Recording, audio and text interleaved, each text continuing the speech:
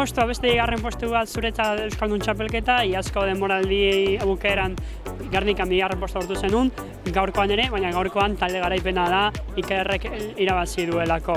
Zorionak taldeari, nola jundaguna? Mi esker, eguna ni uste nahiko lasai jundala. Diego eskapatu danen, hor Telkom eta gure artean lan pixkatin barri izan dugu harrapatzeko. Eta, bukaera arte, gaintza arte gutxera era nik uste pelotoi osoa batea jungeala. Hor ja pixkat estutua eta pixkat ja salkapen bat inda. Eta azkeneko Lazkao mendiko igoeran, indartxonak aurrea jundia eta listo. Gaintza sarreran ikusi zaitugu pelotoitik tiraka, taldetik tiraka, hor indarrak gastatu dituzu, baina gero gai izan zea, bigarren postua honenekin igotzeko. Horrek zure hankeaen sentsazio oso onak ematen ditu.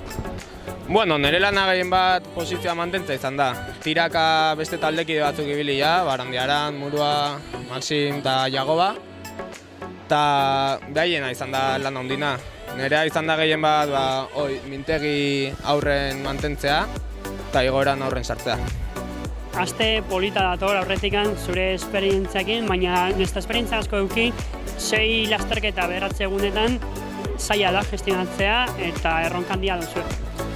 Baina motivazio handikin hartze dugu aste hau, karrera oso politak dira, Bidasoa itzuli bat eta Santikutz klasikoa oso karrera politak dira.